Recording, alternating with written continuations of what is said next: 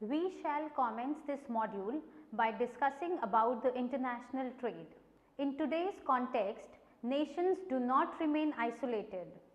The economy consisting of the service sector and industry along with the income and employment is linked to the partner in trade.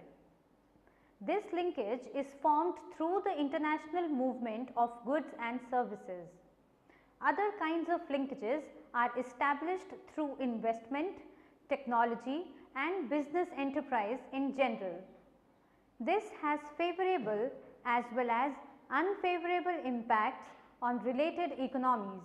International trade is unique since transactions are carried in different currencies and steps are taken by one country to improve its balance of trade, which has a rebound effect on others. All these factors make international economics as an applied economics requiring the study of gains from trade, pattern of trade, protectionism, balance of payment, exchange rate determination, coordination in international policy and international capital market. International economics studies how the independent economies of world interact with one another in the process of allocating the scarce resources to satisfy the human wants. It deals with the economic and financial interdependence among nations. It analyzes the flow of goods, services, payment, monies and people between a nation and the rest of the world. The policies directed at regulating these flows and these effect on the nation's welfare. This economic and financial interdependence influences the political, social, cultural and military relations among nations. The field of international economics has emerged as a specialistic field of economics over the past 2 centuries with contributions from some of the world's most distinguished economists from Adam Smith to David Ricardo, John Stuart Mill, Alfred Marshall, John Maynard Keynes and Paul Samuelson, who have developed in depth and width over time by a lot of theoretical, empirical and descriptive contributions. International economists view the world as a community of separate states, each with its own constellation of natural resources, capital, labor and knowledge, its own social and economic institutions and its own economic policies. Like many other disciplines, international economics has also 2 distinct parts, theoretical and descriptive. Theoretical international economics, the theoretical part tries to go beyond the phenomena to seek general principles and logical framework which can serve as a guide to understand the actual events. Like any other economic theory, it uses for this purpose abstractions and models often expressed in the mathematical form. It can be further divided into pure and monetary theory, each containing the aspects of both positive and normative economics, although these aspects are strictly intertwined. The pure theory of international trade, which has a microeconomic sense, covers mainly the effects of trade on production, consumption and distribution of income and effect of trade on relative factor prices and product prices, gains from trade and distribution of gains, etc. The international monetary theory, which is of a macroeconomic nature, deals with the matters pertaining to the balance of payments and international monetary system. It covers the areas such as causes and methods correcting the balance of payments disequilibria, exchange rate determination, international liquidity, etc. Descriptive international economics. The descriptive part is concerned with the description of international economic transactions in the way they happen and of the institutional environmental in which they take place. This covers international flow of goods and services, flow of international financial and other resources, international organizations like IMF, World Bank, regional development banks, WTO and so on. After studying this module, you shall be able to know the scope and nature of international economics, learn the historical developments in the modern trade theory, understand the theory of absolute advantage, evaluate the implications of the absolute advantage theory, analyze the international institutions and India in the international scenario.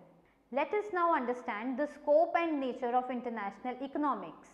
The subject matter of international economics can be studied in two parts, namely international trade and international finance. However, looking at the diverse aspect of the world economy, we can explore four different windows on the modern world economy. These are international trade, international production, international finance and international development. International trade theory and policies. They are the microeconomic aspects of international economics as they deal with individual nations treated as single units and with the relative price of individual commodities. International production. Here the production of a product in multiple countries is taken into account. At the broadest level, international production can take place through two modes: contracts, that is international licensing and franchising, and foreign direct investment undertaken by the multinational enterprises. These two modes are a major component of the world economy. International finance. They play an increasingly important role in the world economy, referring to the exchange of assets among countries. Since balance of payment deals with the total receipts and payments as well as with the adjustment and other economic policies that affect the level of national income and the general price of the nation as a whole, thus they represents the macroeconomic aspect of international economics. They are also referred as the open economy macroeconomics. International development. It is the fourth and the final window on the world economy. The processes of international trade, international finance and international production reflect the many goals of their participants. However, it is hoped that these three processes will continue to improve the level of welfare and standard of living throughout the countries of the world. It is thereby necessary to evaluate the processes of the international trade, production and finance support or undermine the international development. Let us look into the connecting window. Each of the four windows on the world economy, trade, production, finance and development offers a view, but each has a frame. That is, each window offers some insight into the world economy, an insight that needs to be supplemented by one or more windows. This helps us to be cognizant of the connections among the four aspects of the international economics that you will explore in the subsequent module. In today's liberalized era, countries interact with one another, thereby imposing some restrictions on the flow of goods, services and factors across their borders, but not internally. In addition, international flow are to some extent hampered by differences in the language, customs and laws. Moreover, the international flow of goods and services leads to the payment and receipts in foreign currencies which often change in value over time. There are common fallacies of international trade. Let us discuss them one by one. First, trade is a zero-sum activity. If one trading party gains, the other has to lose. However, trade can bring benefit to both the parties.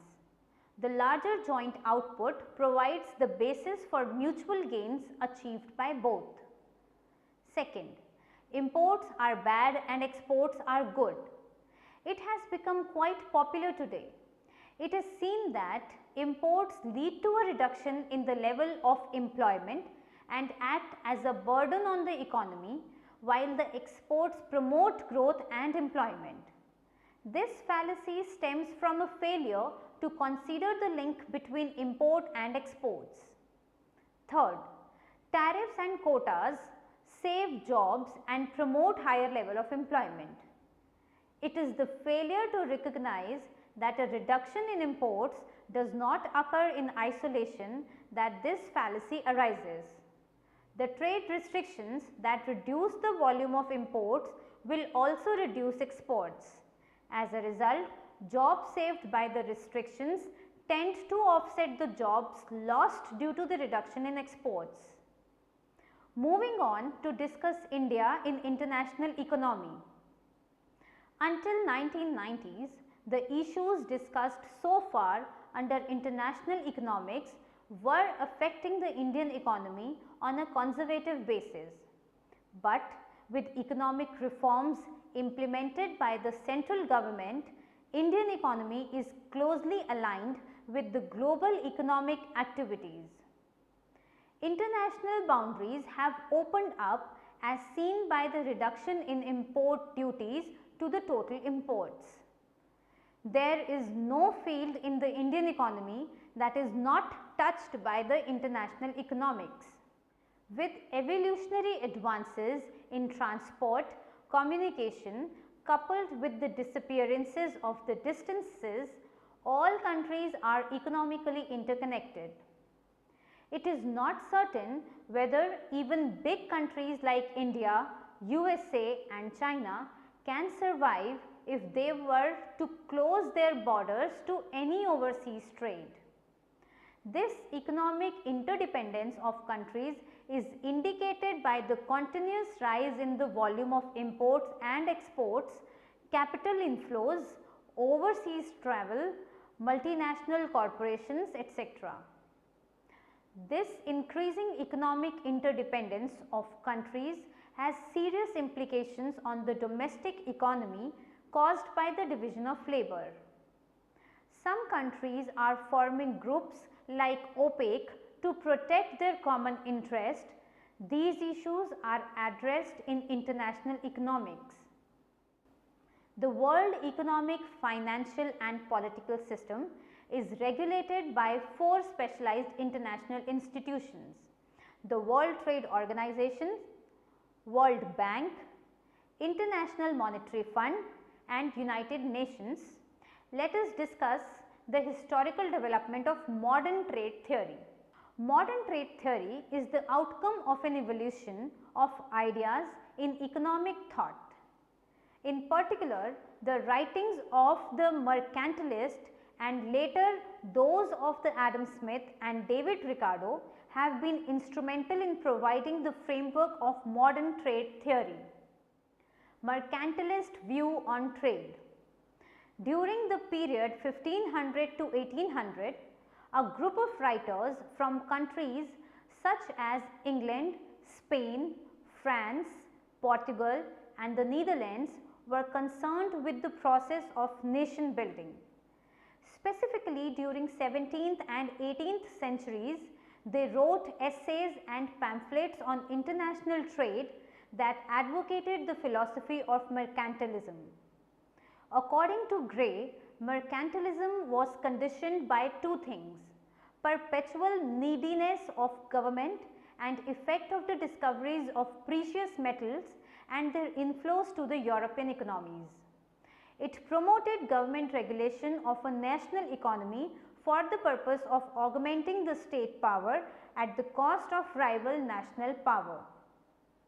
Mercantilists maintained that a nation can become rich and powerful if its exports are more than its imports.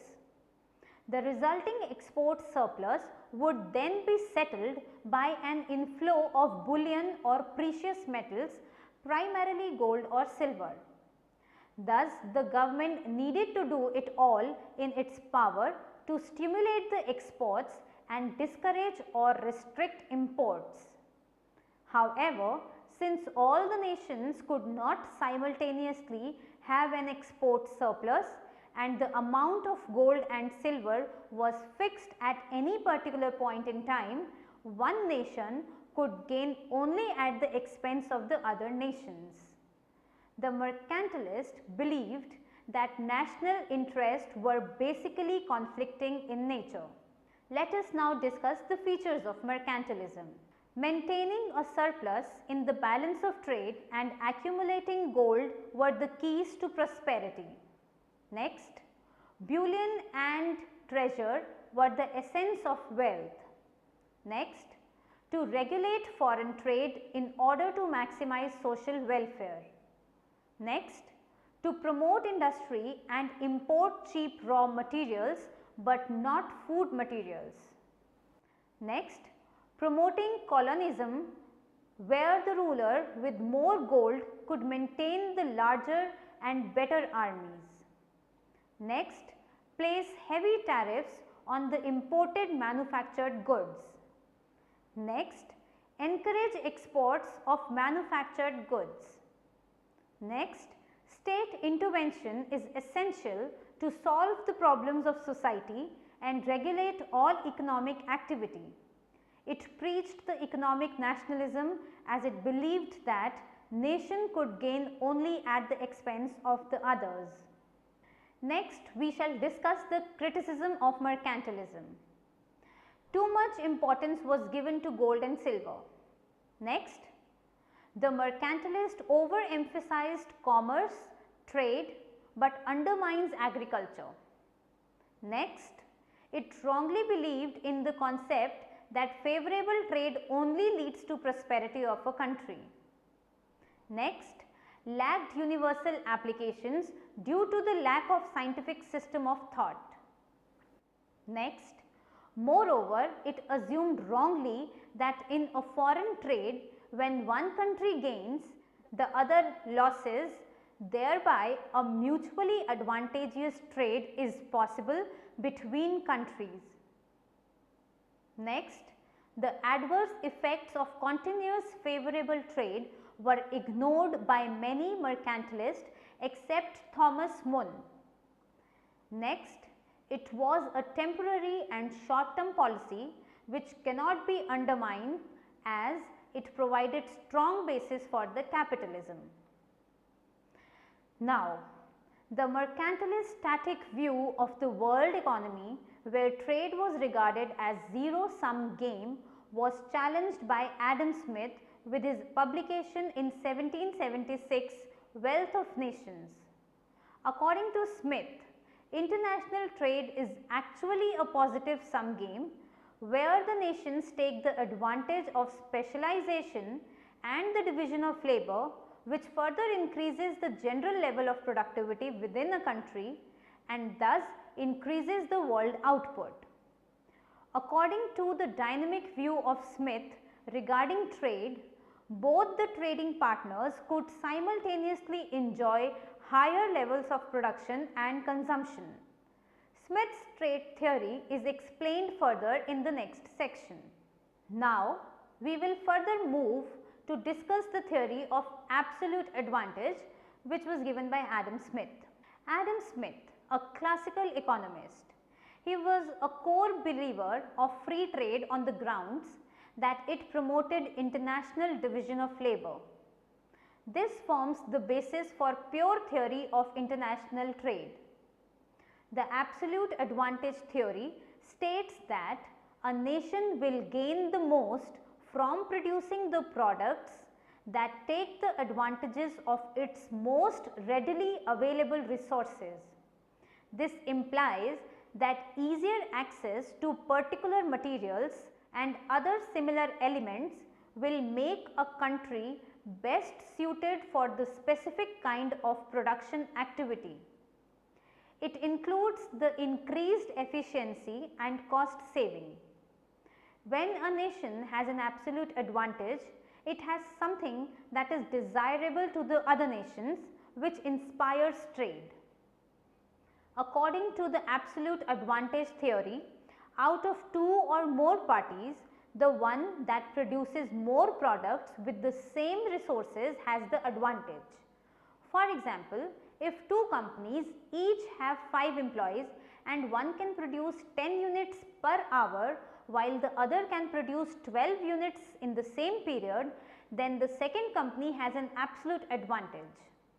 A country following the theory of absolute advantage would produce the products that work best with its resources.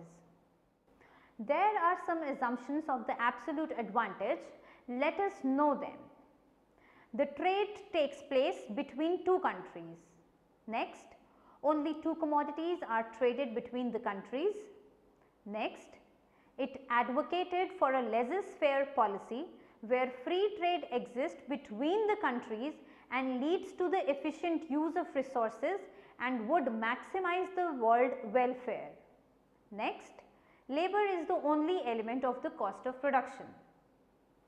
Now, moving on, when one nation is more efficient or has absolute advantage over another in the production of one commodity, but is less efficient than the other nation in producing another commodity, then both nations can gain by each of them specializing in the production of the commodity of its absolute advantage and exchanging the part of its output with the other nation for the commodity of its absolute disadvantage. By this process, the resources of both nations are utilized most efficiently and the output of both the commodities will rise. The increase in the output of both commodities measures the gain from specialization in production available to be divided or shared between two nations through trade. Illustration of absolute advantage. Absolute advantage can be examined with a simple numerical example. In the table provided below, it shows that 1 hour of labor time produces 6 bushels of wheat in United States, whereas only 1 in India. On the other hand, 1 hour of labor time produces 4 yards of cloth in United States, but 5 in India. Thus, we can see that United States is more efficient than or has absolute advantage over India in the production of wheat, while India is more efficient than or has an absolute advantage over United States in the production of cloth. With trade, United States would specialize into the production of wheat and exchange part of it for the Indian cloth. The opposite is true for India. Now, if the United States exchanges 6 bushels of wheat for 6 yards of Indian cloth, then the United States gain 2 cloth or saves 30 minutes of labor time, as United States can only exchange 6 wheat for 4 cloth domestically. Similarly, 6 wheat that India receives from the United States is equivalent to or would require 6 hours of labor time to produce in India. These same 6 hours can produce 30 cloth in India. By exchanging 6 cloth, which requires a little over 1 hour to produce in India, for 6 wheat, with United States gain 24 cloth or saves almost 5 hours of work.